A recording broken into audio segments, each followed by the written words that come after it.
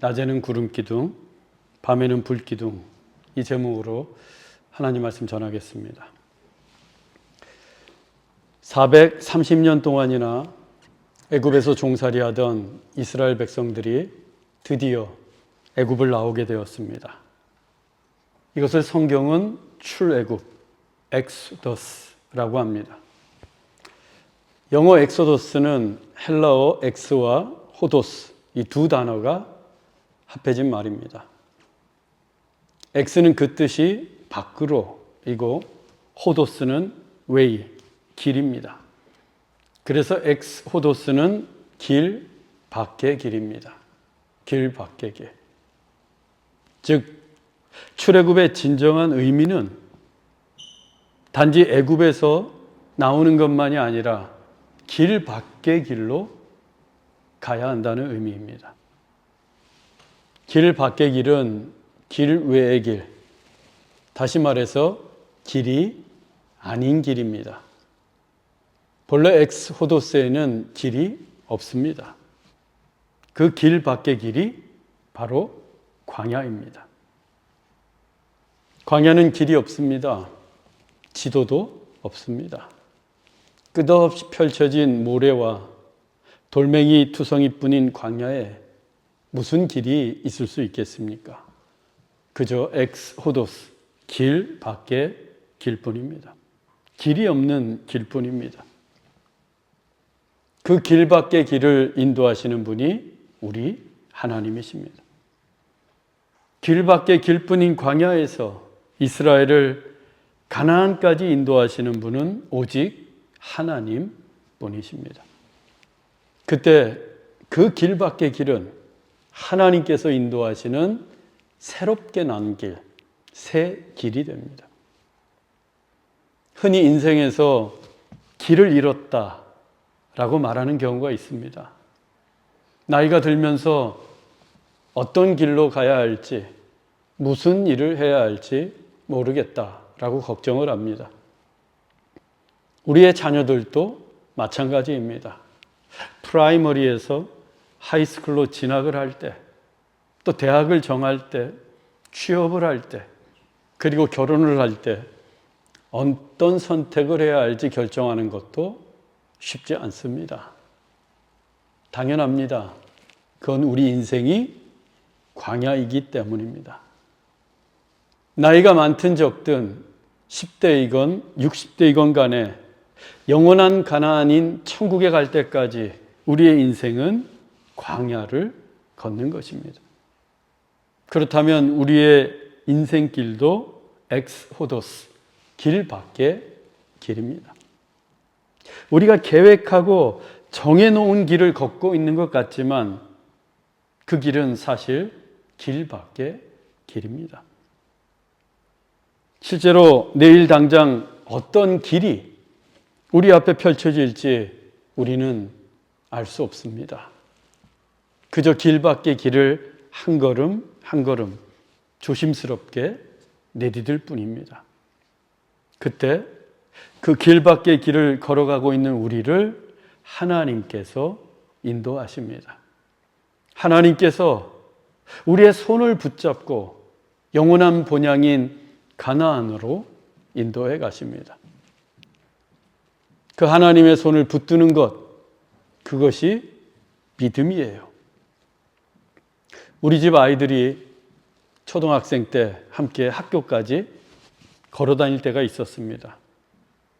그때 콘크리트로 포장이 된 평탄한 길이 나오면 아이들이 제 마음대로 뛰어갑니다. 그러다 길이 움푹 패이거나 돌멩이들이 널려 있으면 아이들이 멈추어 서서 저의 손을 잡고 그곳을 빠져나갑니다. 그리고 평탄한 길을 만나면 다시 달려가요. 그런데 저 멀리에서 도그, 개가 나타나면 그때는 재빨리 저의 손을 잡고 저의 몸 뒤로 숨습니다.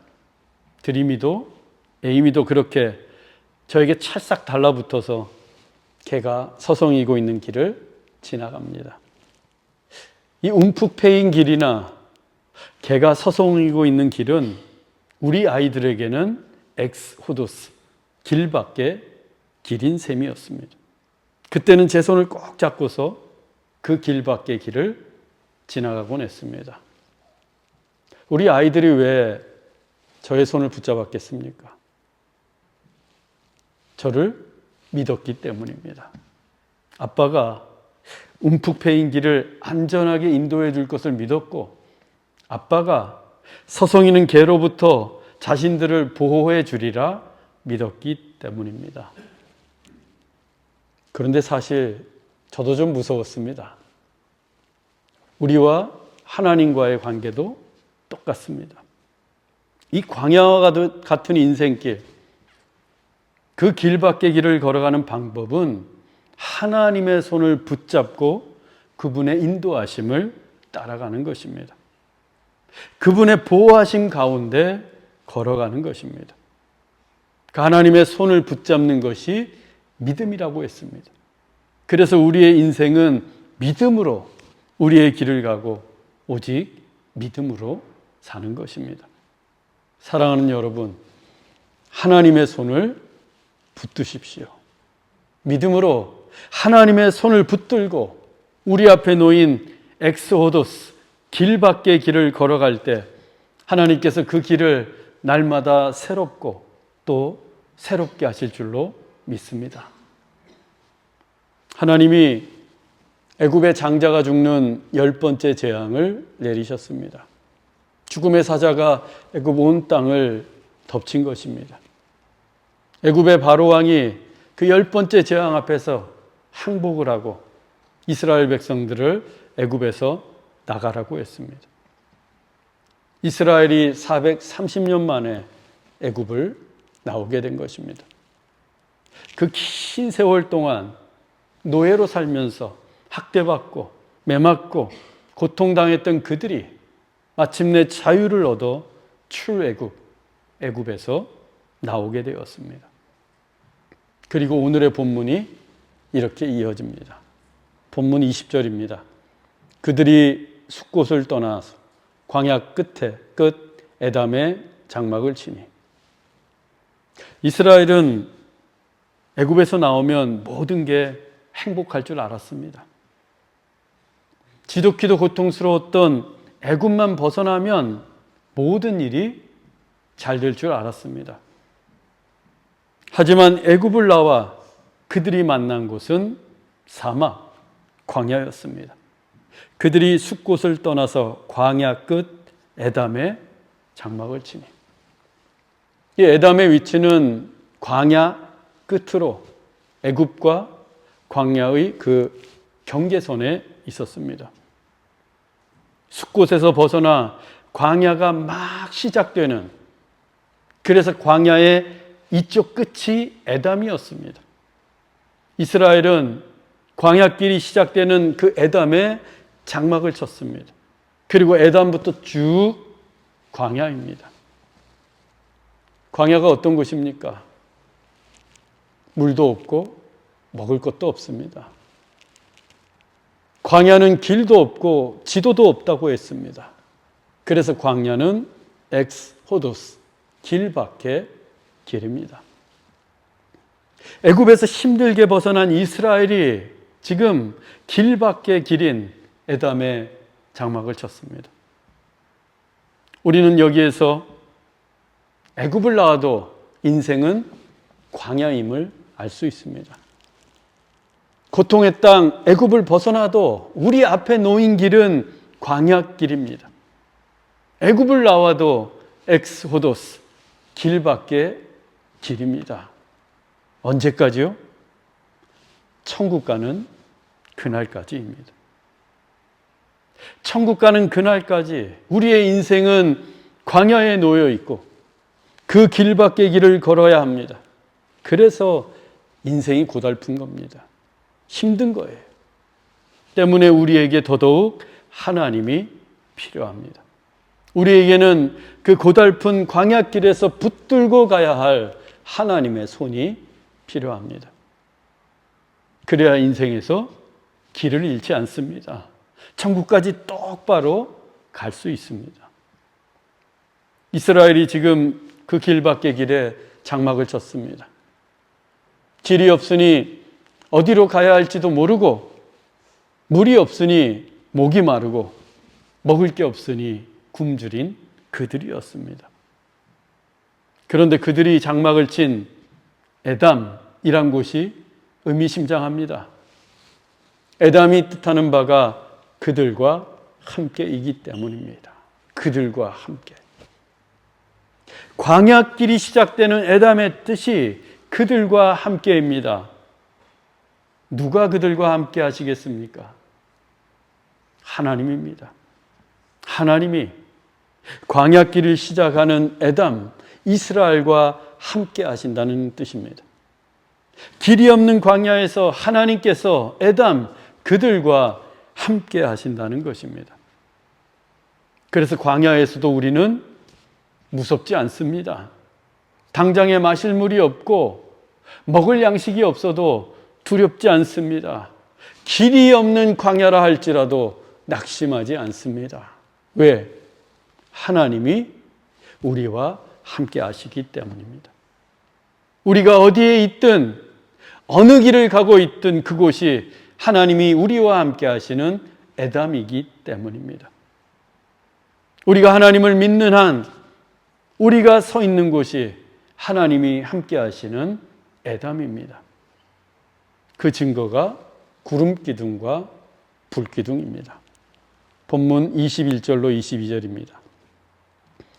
여호와께서 그들 앞에 가시며 낮에는 구름기둥으로 그들의 길을 인도하시고 밤에는 불기둥을 그들에게 비추사 낮이나 밤이나 진행하게 하시니 낮에는 구름기둥 밤에는 불기둥이 백성 앞에서 떠나지 아니하니라.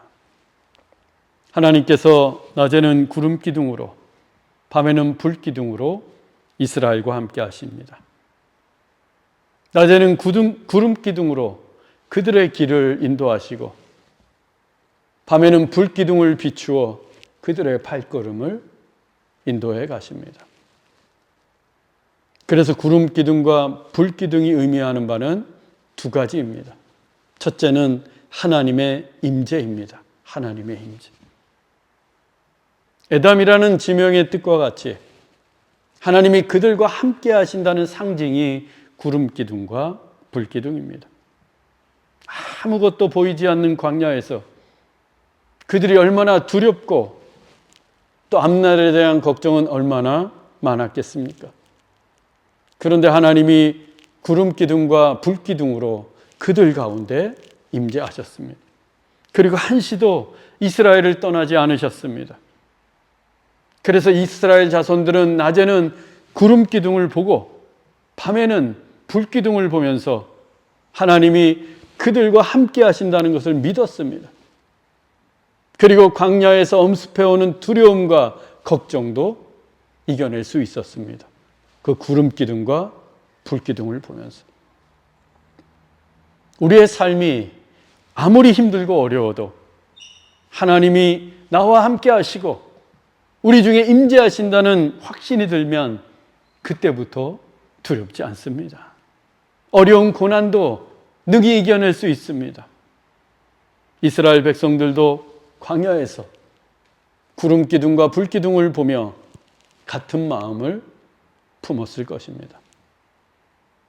그리고 광야는 하루에 일교차가 커서 낮에는 뜨거운 태양이 장렬해 한없이 뜨겁고 또 밤이 되면 뼈가 시릴 정도로 춥습니다.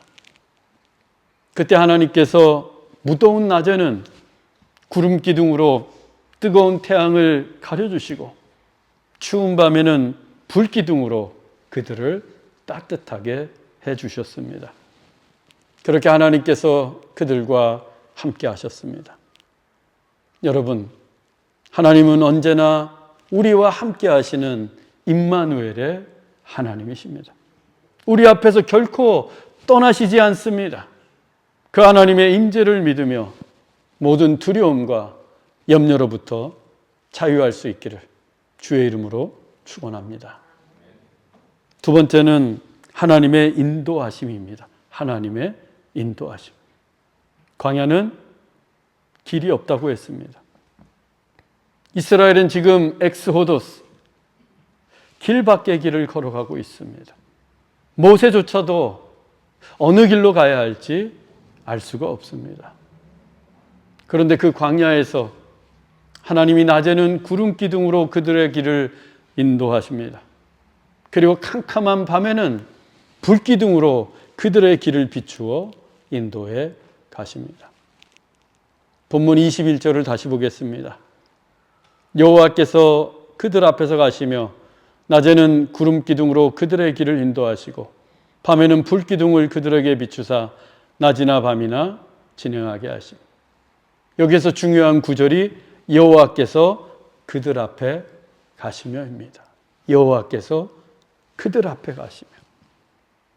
하나님은 그들을 광야로 밀어넣으신 것이 아니었습니다. 하나님은 그들보다 앞에 가셨습니다. 하나님은 언제나 먼저 가십니다. 길이 없는 광야를 하나님이 우리보다 먼저 가신다는 거예요. 신명기 1장 30절에서 31절 말씀입니다. 너희보다 먼저 가시는 하나님 여호와께서 광야에서도 사람이 자기의 아들을 안는 것 같이 너희의 하나님 여호와께서 너희가 걸어온 길에서 너희를 안으사 이곳까지 이르게 하셨느니라. 신명기는 모세가 광야 생활을 마칠 즈음에 기록한 회고록입니다. 그 신명기 첫 장에서 모세는 하나님을 가리켜 너희보다 먼저 가시는 하나님이라고 썼습니다. 너희보다 먼저 가시는 하나님. 하나님이 우리보다 먼저 가신다는 것입니다. 또 모세는 부모가 자기의 아들을 안는 것처럼 하나님께서 그 거친 광야에서 이스라엘 백성들을 안아서 인도하셨다고 고백하고 있습니다. 하나님은 거친 광야라고 해서 이스라엘 백성들을 아무렇게나 방치하신 것이 아니었습니다. 부모가 아이를 감싸 안는 것처럼 이스라엘 백성들을 보듬어 안아 다니셨습니다. 그리고 하나님은 언제나 이스라엘 백성들보다 먼저 가셨습니다. 그들이 장막을 칠 곳도 미리 앞서가서 보시고 사나운 짐승은 없는지도 미리 앞서가서 살피시고 또 쉴만한 곳은 어디인지 찾기 위해 그들보다 먼저 가셨습니다. 하나님은 언제나 우리보다 앞서 가십니다. 우리보다 먼저 가십니다. 그렇게 우리를 엑스호도스, 길이 없는 길에서 길을 잃지 않도록 낮에는 구름 기둥으로 밤에는 불 기둥으로 먼저 가십니다. 사랑하는 형제자매 여러분, 하나님은 언제나 우리와 함께 하십니다. 광야에서뿐만 아니라 바다에서도 함께 하십니다. 하나님은 길이 없는 홍해 바다에서도 동풍을 일으켜 물이 물러가게 하시고 물벽을 세우시더니 그 바닷속에 길을 내셨습니다. 정말 길 밖의 길이었습니다.